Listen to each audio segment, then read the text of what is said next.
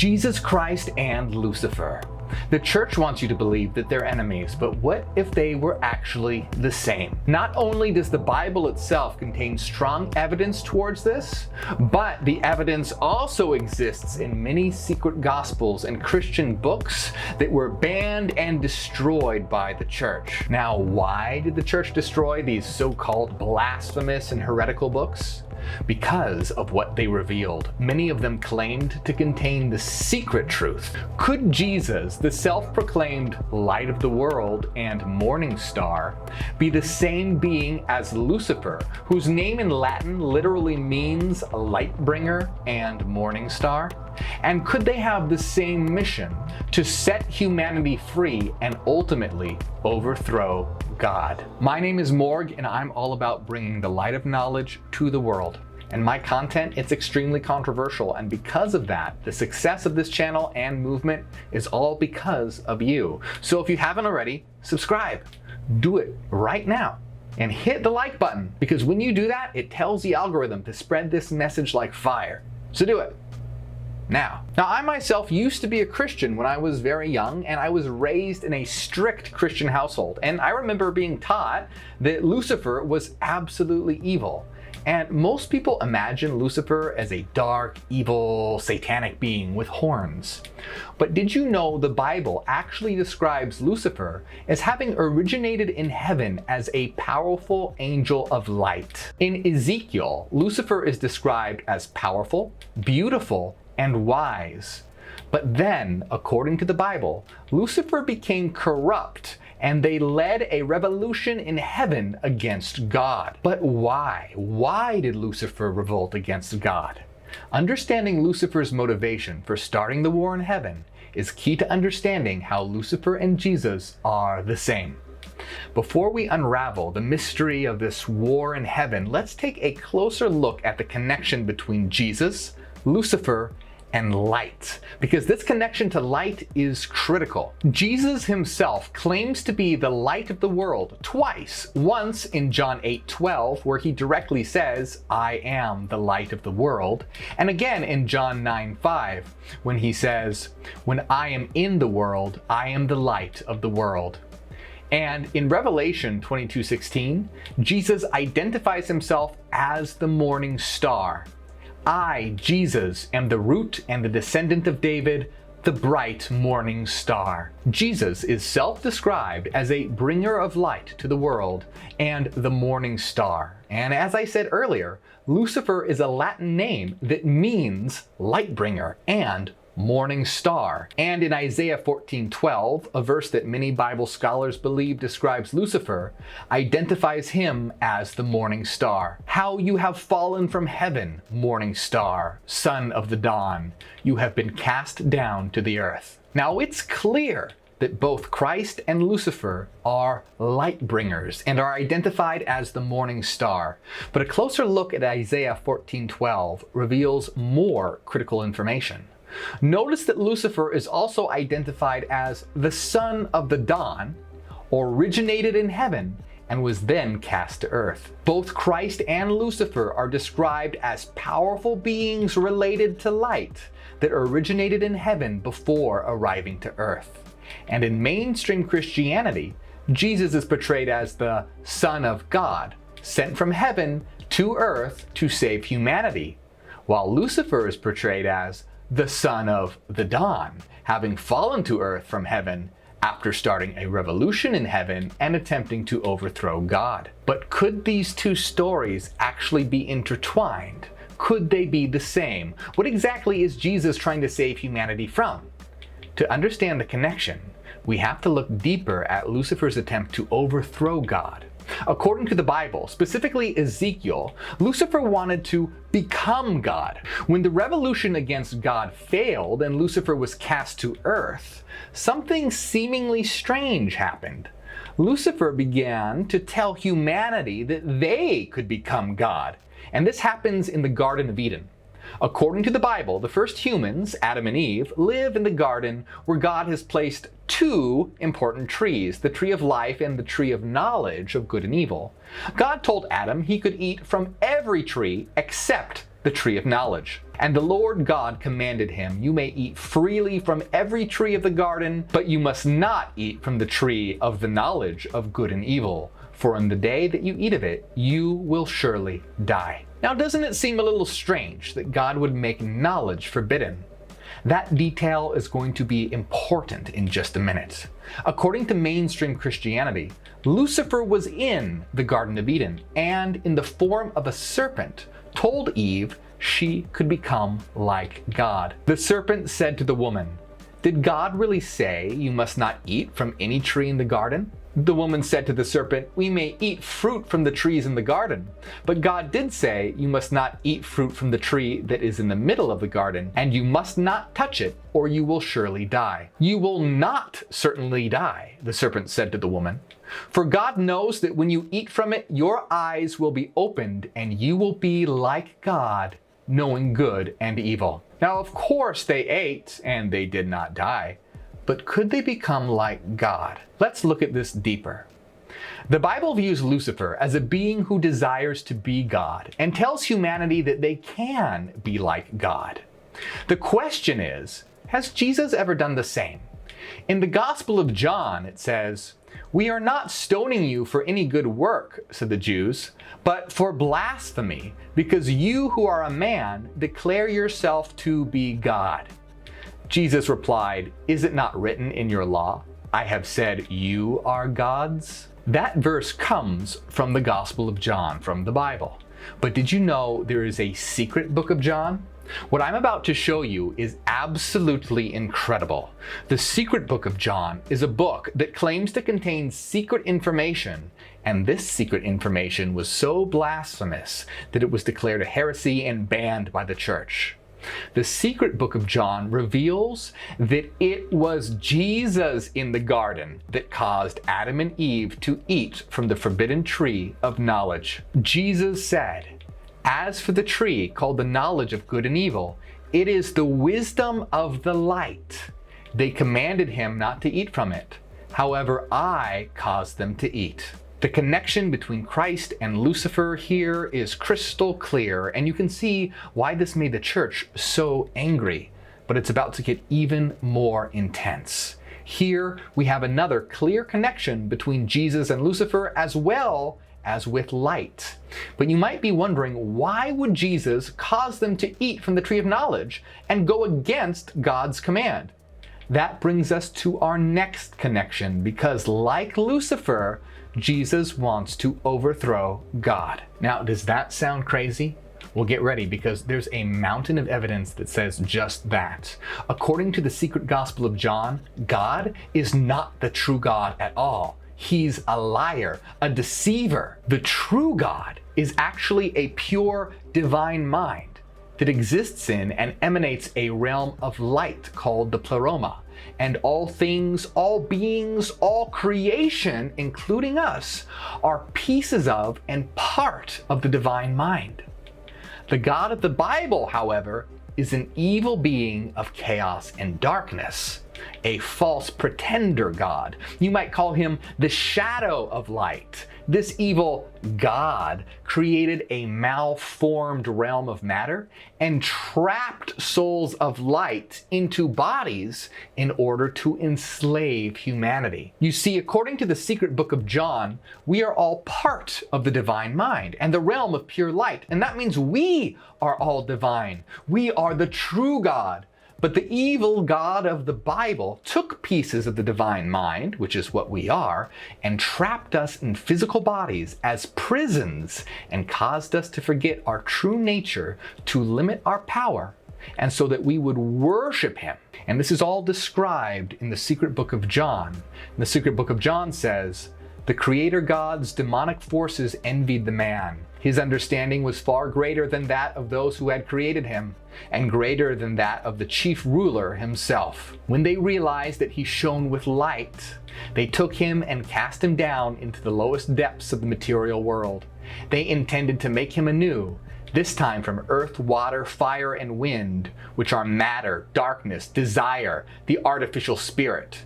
This all became a tomb, a new kind of body. They enchained him in forgetfulness, made him subject to dying. And the secret book of John is far from the only book to reveal that the God of the Bible is an evil being.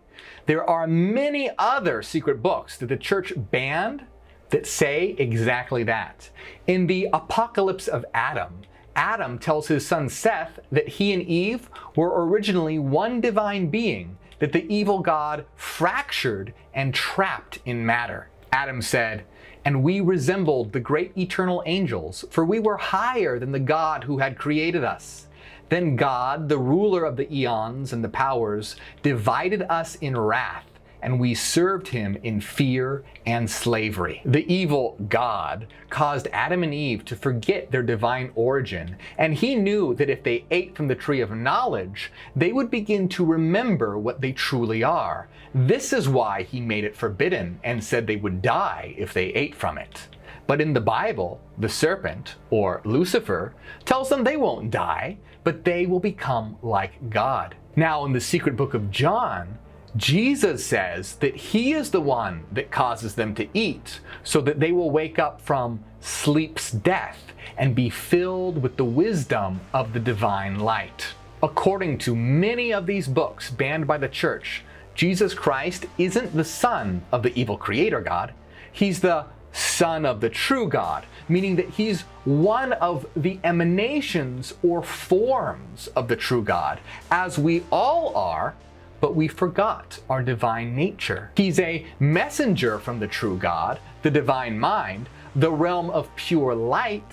You might even call him the Son of Light. And his mission is to help humanity come to self-knowledge that they are divine and escape the evil creator God. Jesus is a light bringer sent to get humanity to realize that they are the true God and to end the rule of the evil creator God. Now, does that sound familiar? This is extremely close to the Bible's description of Lucifer, the morning star and light bringer, the son of the dawn, or son of light, that desired to overthrow the God of the Bible and bring humanity the message that they could be like God if they ate from knowledge. Could it be that Lucifer is actually the good guy here, and the church just wants to portray anything and anyone that says you are God as evil, so they can maintain their power? In another banned gospel, the Gospel of Thomas, Jesus reveals we come from the realm of living light and are the true sons of God. Jesus said, "If they ask you, 'Where are you from?' reply to them, 'We have come from the place where light is produced from itself. It came and revealed itself in their image.' When you come to know yourselves, then you will become known, and you will realize that it is you who are the sons of the living Father." Now, even if you want to discount the books banned by the church and go strictly by what's in the Bible, you have to explain why there is such a huge difference between the Old Testament God and Jesus Christ of the New Testament.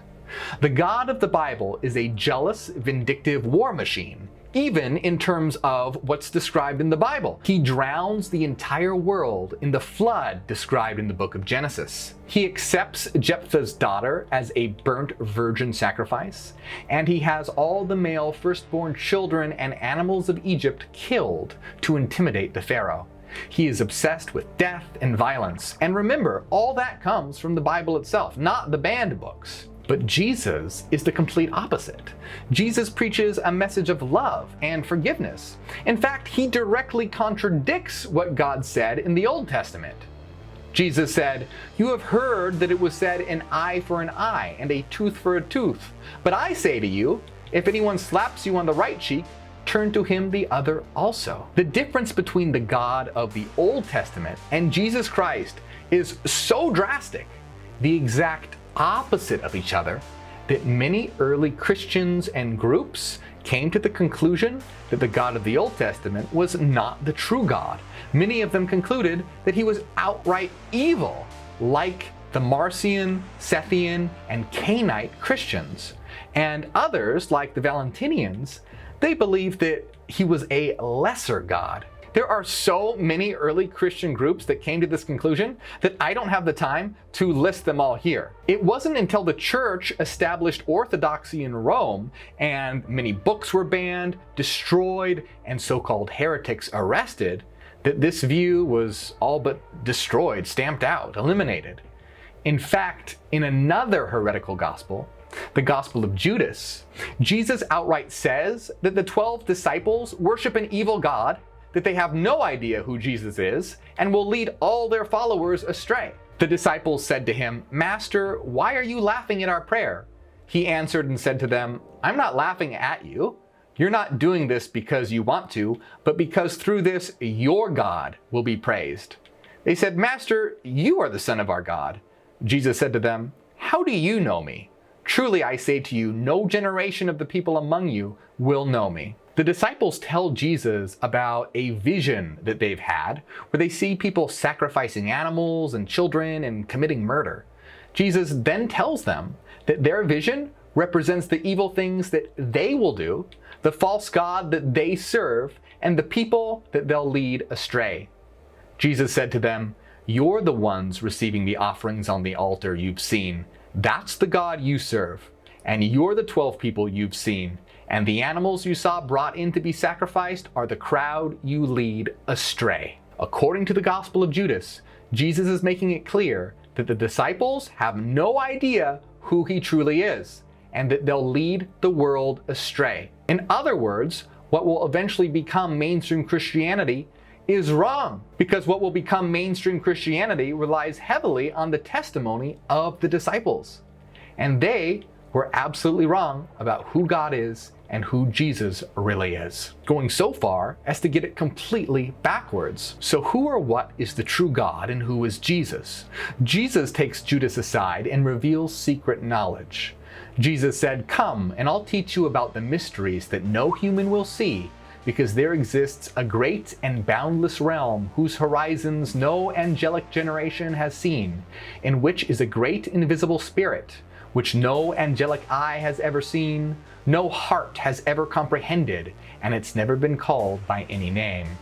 And a luminous cloud appeared there, and he, the Spirit, said, 'Let an angel come into being to attend me.' And a great angel, the self-begotten, the God of the light, emerged from the cloud. And he said, 'Let a luminous realm come into being.' And it came into being. And that's how he created the rest of the realms of light." Jesus is revealing to Judas that the true God is a luminous divine mind and generated a realm of light.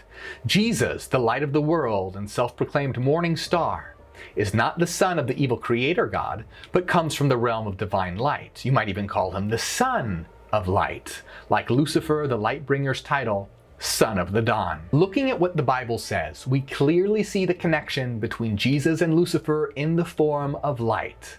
The light of the world on one hand, and the light bringer on the other. Both are called the morning star. Mainstream Christianity interprets Lucifer as wanting to be God, and Jesus is called God, or the Son of God. Lucifer tells humanity they can be like God, and Jesus alludes to this as well in the Gospel of John. Lucifer tells this to Eve when he caused her to eat from the tree of knowledge. In the banned book, The Secret Book of John, Jesus says that he was the one in the garden that caused Adam and Eve to eat from the fruit. Both Christ and Lucifer share the goal of overthrowing the Creator God. Christ is revealed to be a son of light, and Lucifer is the son of the dawn. In fact, the vast majority of the Gospel of Thomas is Jesus communicating to the reader that they are beings of light and can become God when they look within and realize their divinity. Looking at all this evidence, what do you believe? Do you believe that Jesus Christ and Lucifer are in fact the same being, and that mainstream Christianity twisted their interpretation of Jesus and made Lucifer into a villain in order to make being like God seem evil? Or do you believe in the standard interpretation? Or do you believe something else entirely? Tell me in the comments.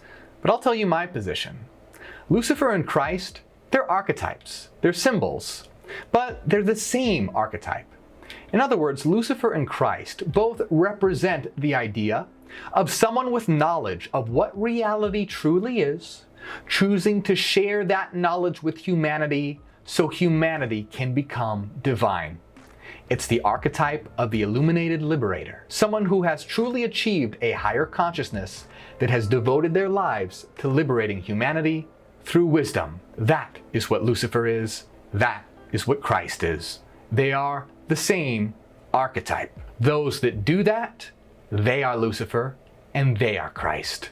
The message is, don't worship God, become God.